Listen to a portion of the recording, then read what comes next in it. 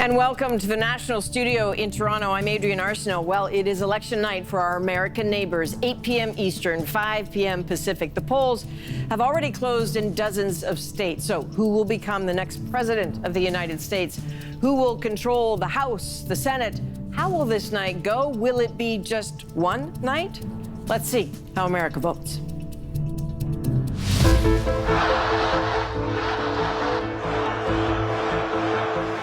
An unprecedented showdown. It is a choice about whether we have a country rooted in freedom. We will make America great again. In one of the most unpredictable races in U.S. history. I decided the best way forward is to pass the torch to a new generation. It will probably be the most important vote you ever cast. Now the fate of our nation is in your hands. To hear the candidates talk, this is an election that could change the course of American history. The right of every woman to make decisions about her own body is on the line. On day one, I will launch the largest deportation program in American history. And spill across borders. Donald Trump vowed to be a dictator on day one. They keep saying, he's a threat to democracy. I took a bullet for democracy. They've taken on each other, made their case, and tonight, America votes.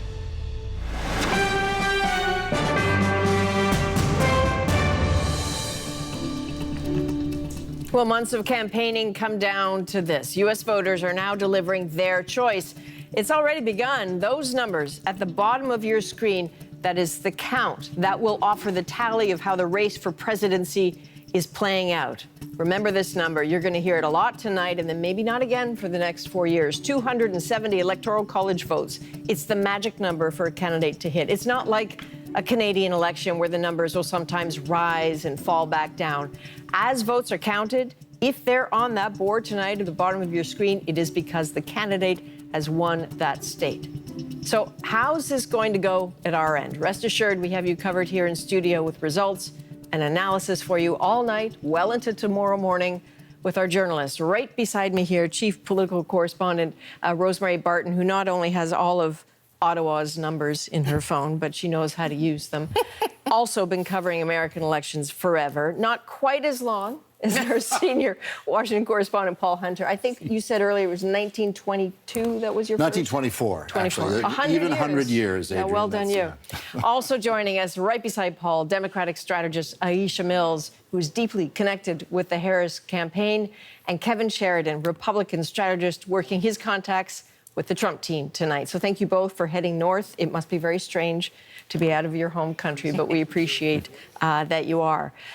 Because American elections can be very complicated, mercifully, Ian Hannah-Mansing is here from Vancouver to guide us through the numbers tonight. So, Ian, so nice to see you in the house here. Can you catch us up on what's happened so far? Because things are happening. Absolutely. Well, if you look at the bottom of the screen, you see a big number for Donald Trump, 60. But that doesn't mean that he is overwhelmingly winning the night. What it does mean is that there's certain states so far this evening that he is doing very well in. States like Florida, for example. Look at that. 82% of the votes counted in Florida. Donald Trump earlier today said, why can't other states count the way Florida does? Of course, they had a bad history with late counts, and I guess they've learned their lesson. So that is 30 Electoral College votes for Donald Trump from Florida. West Virginia, smaller state, but all it takes is 11% of the votes there to be counted to call this, because historic trends show that the Republicans do very well in West Virginia, as they do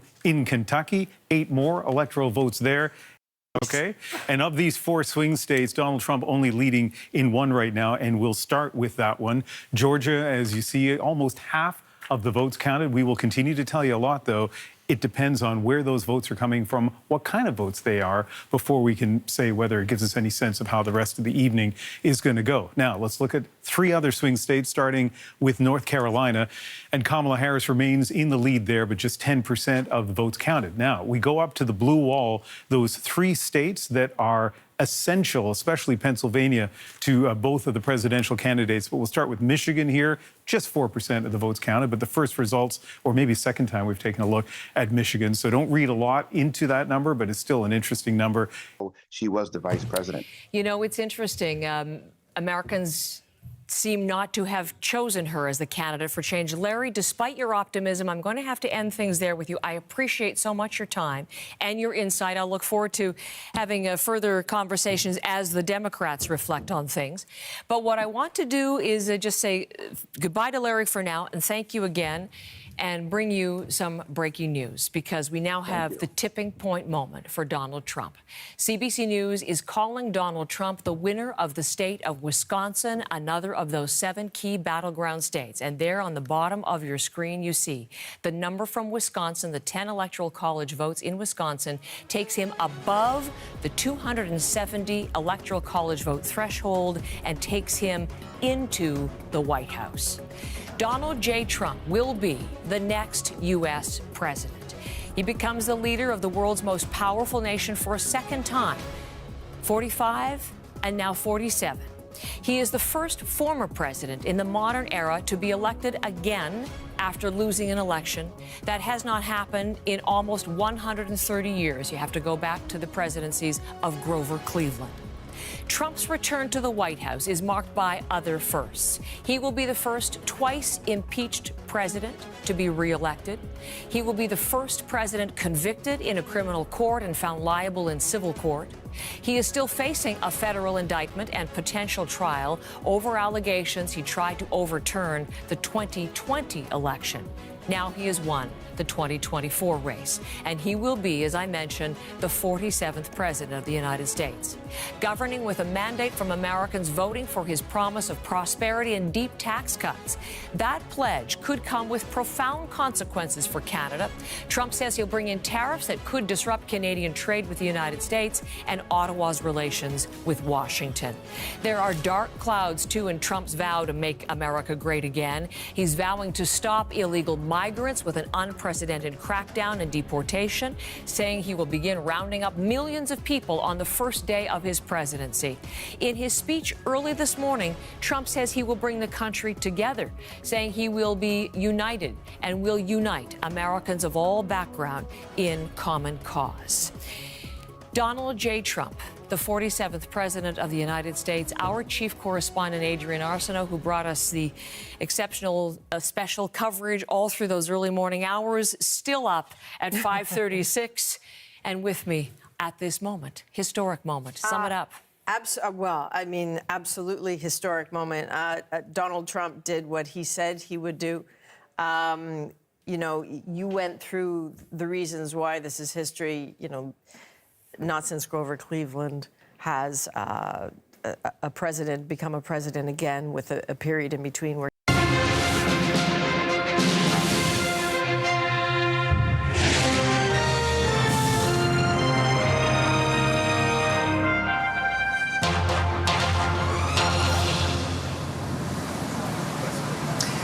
A live look at a polling station in Pennsylvania, a big prize that could determine tonight's outcome of the presidential election between Donald Trump, the former president, and Kamala Harris, the current vice president. Good evening, everyone, and welcome back to our special continuing coverage of America Decides here on CTV News Channel. I'm Omar Sechina. And I'm Vashi Capellos. We are live in Washington, D.C. for this hugely significant and historic day in American history, really. The 47th president of the United States will be chosen, maybe tonight, maybe this week, depending on how things go through the polls. Obviously, it's a race between the Republican candidate, Donald Trump, and the Democrats' nominee, Kamala Harris. And let's get to those results board right away. Here are the states that Donald Trump has now won. That's according to the declaration by the Associated Press. Alabama, you saw there, Indiana, Kentucky. And Vashi, these are no huge surprises. These are reliably red states for Donald Trump. North Dakota, Oklahoma, all of those states going in the Trump column.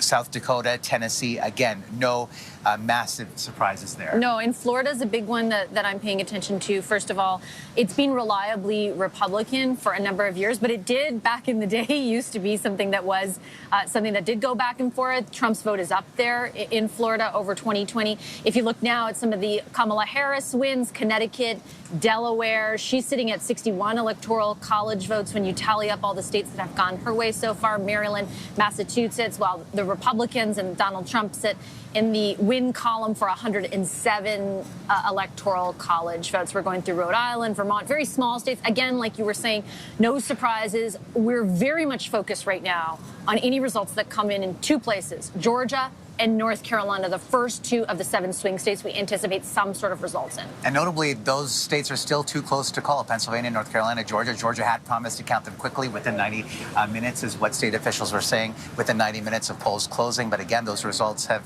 still not come in. So it could be a very... All right, Genevieve Beauchemin in Florida tonight. And we just want to direct your attention to the lower part of the screen, 538. That's the number of electoral college votes up for grabs. We know that 270 is the magic number. That's the majority, and you will see that counter change in real time as those results come in. And no big surprise there either. Vashti Harris winning New York, despite that big rally that Donald Trump had, a controversial rally. I think it was 2 Sundays ago. About 2 Sundays ago, where those comments were made by that comedian about the Puerto Ricans. South Dakota goes to Donald Trump. Again, these results coming in real time. We should also make a quick footnote about some of the accusations and allegations that Donald Trump made earlier today about voting irregularities in Philadelphia, in Pennsylvania. Yeah. We do know that the Republican city clerk has said that those accusations are false. There is no quote-unquote cheating happening there, according to that Republican official. And the Democratic district attorney of Philadelphia has also negated those accusations. So despite those accusations from Donald Trump, both a Republican official and a Democratic official saying that that is not in fact happening. Yeah, Louisiana going to Donald Trump. Again, not a surprise. You're pointing to Pennsylvania. And those polls having closed, we are very closely watching as results come in. That won't be till much later.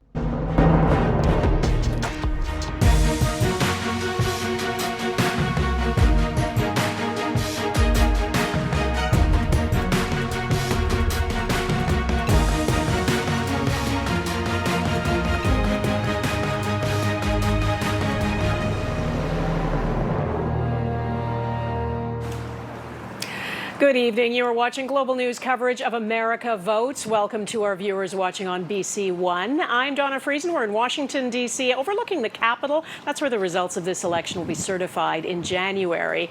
And this is a dramatic moment for America and for the world. Will former President Donald Trump win a second term in the Oval Office, or will former Vice President Kamala Harris, actually current Vice President, take over from where her boss Joe Biden left off? The ballots are still being cast in a few places in this country, and there is still a lot of counting underway. Our Washington Bureau Chief Jackson Proskow is here with me. Jackson, what are you sensing from these early results? I know in the battleground states, which we have talked about so much, all of those close races, which were anticipated, too close to call still. Too close to call, too close for anyone to say they know anything at this point. But I think we get the feel that it could come down to those blue wall states tonight, Pennsylvania, Michigan, Wisconsin, and it will be a nail-biter, right? And those are the states that Kamala Harris has to win. She absolutely has to win those, yeah. The others were nice-to-haves. Those are the need-to-haves at this point. Mm-hmm.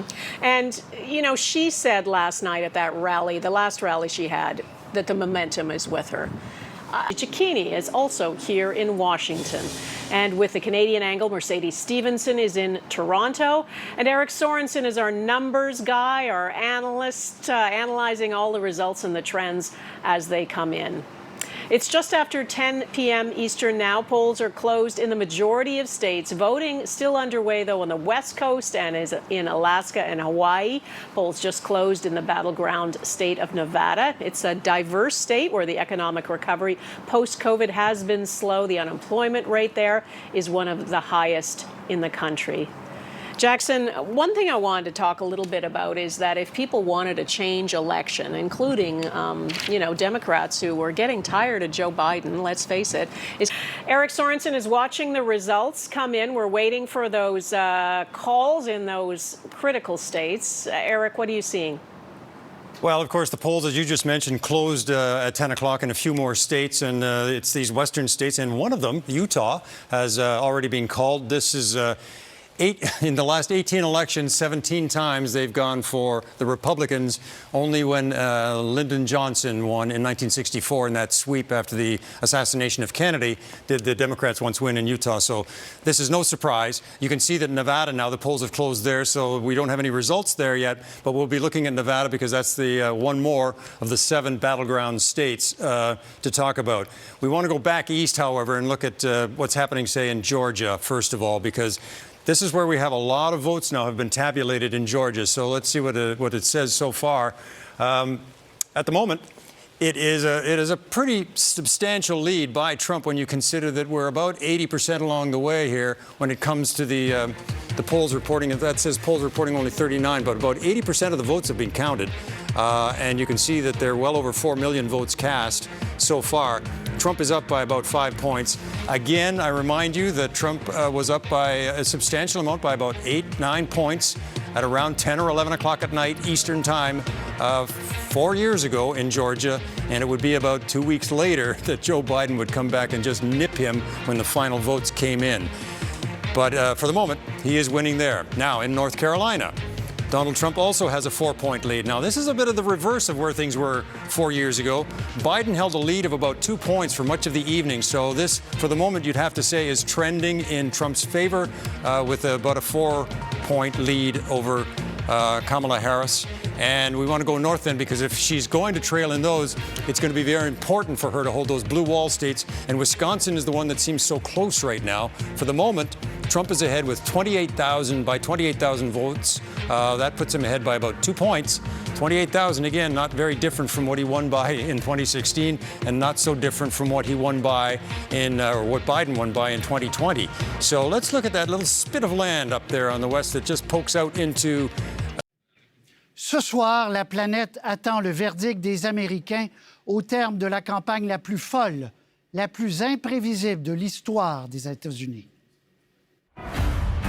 Everything's so expensive, inflation's crazy. We need somebody who can unite America.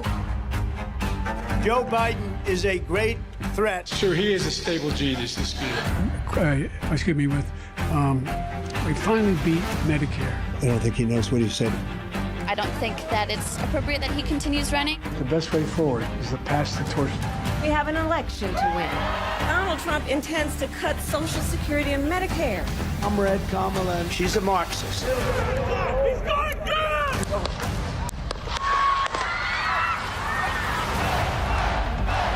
I'm not supposed to be here tonight. He's a fighter. Kamala Harris. It's an exciting moment. We are charting a new way forward. Donald Trump certainly should not be telling a woman what to do. I'm going to do it whether the women like it or not. I'm going to protect them. They're eating the dogs, the people that came in. They're eating the cats. My son, after the debate, he was attacked the next day in school. We're going to have the largest deportation. The most beautiful word in the dictionary is tariff. Donald Trump's the only one that knows how to solve the problems. I don't know how anybody could vote for Trump. Fight, fight, fight! Donald Trump is increasingly unhinged. Hate and division is just unbearable. Our democracy is at stake. Do we believe in the promise of America? We will make America great again.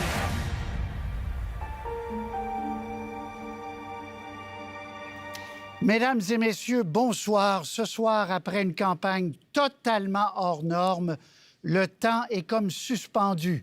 De quel côté va pencher la balance? Ça reste imprévisible. Qui les Américains vont choisir? D'un côté, la promesse d'une Amérique plus riche et forte, avec moins d'immigration et plus de tarifs, et de l'autre, une Amérique plus juste et plus joyeuse. D'un côté, une candidate moins connue et moins définie. De l'autre, un candidat archi-connu, mais qui fait peur. Nous allons suivre ensemble, pas à pas, les résultats en temps réel. Nous serons une partie de la nuit avec vous et avec moi, une équipe formidable. D'abord sur le terrain aux États-Unis, Azeb Volligorgis à Washington dans le camp démocrate, Frédéric Arnoul vous êtes à West Palm Beach, en Floride, dans le camp républicain. Christian Latreille, à Philadelphie, en Pennsylvanie. Et Yasmine Mehdi, à Atlanta, en Géorgie. À vous quatre, merci d'être là, donc, tout au long de cette soirée. Je commence avec vous, Azeb. Kamala Harris a choisi, et c'est très symbolique, l'Université Howard à Washington. On va en reparler des impacts si jamais, clairement, il se dirige vers une victoire, ce qui n'est pas encore le cas. Michigan, on fait une tournée des États clés. Michigan, Kamala Harris qui est en avance, 5 du voix dépouillé. Pennsylvanie, 72 pour Kamala Harris. Puis encore une fois, là, c'est très, très fragmentaire avec 7 Caroline du Nord, Mme Harris, ça, c'est déjà... Même avec 11 Caroline du Nord, c'est très chaud. 51-47 quand même. Et Georgie, Donald Trump qui a accru son avance avec presque 50 des voix dépouillées, qui est à 55 ce qui donne donc une vue générale. La voici des États où M. Trump est en avance, en pâle et en rouge. C'est déjà réglé, attribué par les grands réseaux américains. Alors, on le disait, Catherine, la Chambre et le Sénat... De résultats, ça vient tout juste de fermer. Alors, Michel, des résultats inquiétants pour Mme Harris. Très inquiétants. Il n'y a pas beaucoup d'endroits où... Non, là, M. Trump a pris l'avance en Pennsylvanie. Le problème, c'est qu'elle perd pas par beaucoup, mais elle perd partout. Et c'est ça qui est le problème actuellement. Elle est en train de perdre à peu près tous les États qui étaient des États pivots ou qui étaient des États où, normalement, les démocrates gagnent. Pas par beaucoup, mais c'est quand même assez sûr démocrate, comme la Virginie. Là, tout ça est en train de débouler. Et on voit que plus le...